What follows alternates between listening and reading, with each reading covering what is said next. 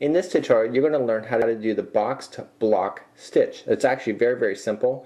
There's two lines basically to this project. There's the line that creates the gaps, and then there's the line that creates the box looking shapes. So basically every time you go in one direction, you have a nice holiday putting all the blocks in, and then the other one is a little more labor intensive, but overall balances very well. I found this project to go really quick. You can also try to attempt to change your colors, but you'll have to be kind of tricky and try to be inventive on hiding your stragglers when it comes to changing the colors at the end. And you can't just carry a color, because if you go this way with black then change the red, the black is still sitting over here, so you wouldn't be able to do it here. So you will have to cut your strings, and this is how you do the boxed block stitch. Hello, my name is Michael Selleck, and I'm the creator of Mikey's Mail. Together with my friends at AllFreeCrochet, we'd like to present the boxed block stitch. So we're going to start off with our slip stitch, as always, slip knot, and we're just going to put it onto your hook. In today's tutorial, I'm using the Bernat 4-ply Super Value yarn. I'm using a size J wooden hook. Now with this particular pattern, we have to concentrate on actual having the stitches right, counting up with each other. So the actual stitch count is 5. So no matter what you do, keep it in groups of 5. So this is already considered 1, 2, 3, 4, and 5. So instead of getting your calculator and calculating how big that you're going to want it, just determine, is it big enough? If it's not, continue along. So just go 1, 2, 3, 4, and 5. Make a decision, yes or no. 1, 2, 3, 4, 5. This is also called stitch counts as well.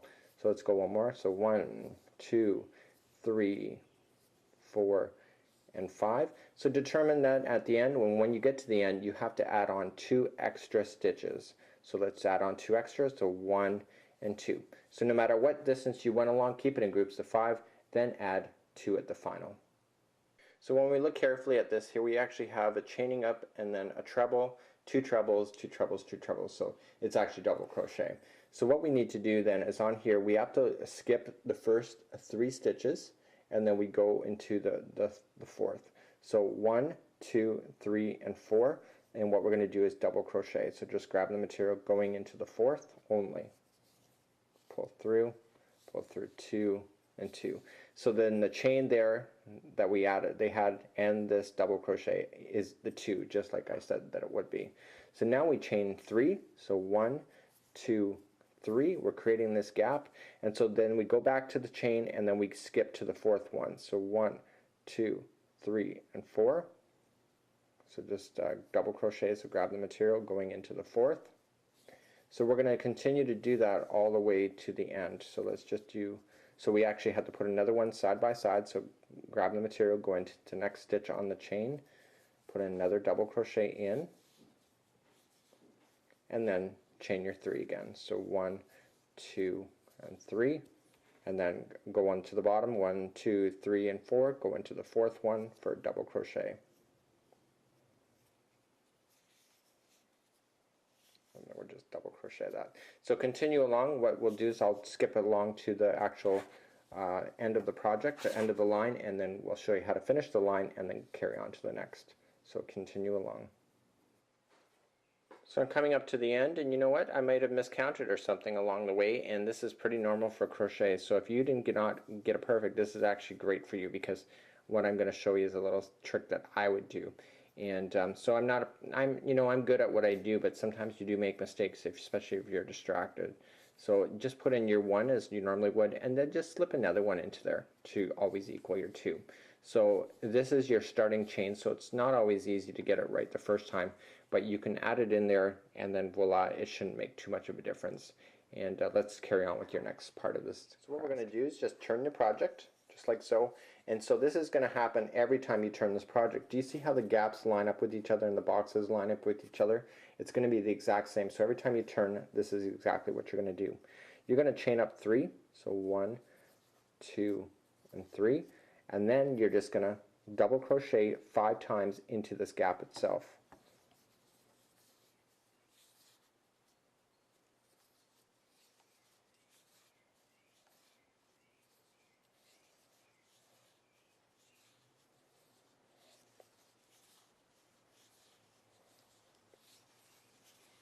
Okay, so you got your 5, and then all of a sudden what you got to just do, and this is the hard part about it, you just jump over this middle section and just go another 5 into the very next one.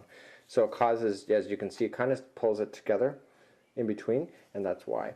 So that was 1, so we just want to put another 4 in there. So 2, 3, 4, and 5. So just continue to do that all across the line. Just every time you get to the next, get in your 5, just jump to the next gap and put another 5. And then I'll catch up at the end of the line, and then we'll show you how to turn again and continue along with this project. So we just finished the 5 on the very last one, but we're not quite done yet. What we have to make sure is that we have to add on an extra. So what we've got to just do is just double crochet into the final chain that you saw there, and where we chained up, just double crochet in. Do not go into the gap. Okay, that's the biggest mistake. Don't go into the gap, go into the actual stitch. If you go into the gap, you'll pull the material apart and it will look very obvious. So there you go, there's your next line. So all you need to do to go to the next line is just turn it again, and now we're going to create the gaps again. So to create the gaps, we're just going to chain up 3. So 1, 2, and 3. So that counts as one of the double crochets, just like it did down here. And now we're just going to double crochet into the very next stitch available on the line. And now what we're going to do is chain 3. So 1, 2, and 3.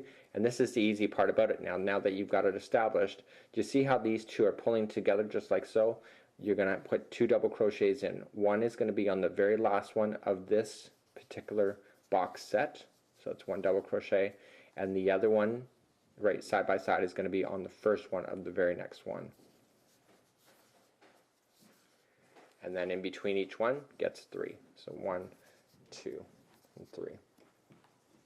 Okay, and so then again, it's the last one of this box set gets the 1 double crochet, and then the first one of the next box set gets the next one, and then we jump again. So continue that to the rest of the line, and then we'll catch you back up at the end. So at the end of the line, what we're going to do is you got to put in your 2 as you like you did. So 1 is going to be in the last of this box set, and the second one will be right into the chain up that you did. And make sure you go into the chain stitch, not the actual gap that is in between, like there. It makes a huge difference. People really have no idea on the difference that makes. So now you got your 2 in, and now you basically turn again and chain up your 3. So 1, 2, and 3, and now you want to just jump in and start putting your 5 in. So basically that was the box block stitch. Very, very simple idea, very quick. And in one of the lines it's a holiday, and the other one, like this one, it's more labor intensive. But overall a very quick project if you're looking to do something quick, simple, and yet still looks amazing. So good luck and enjoy.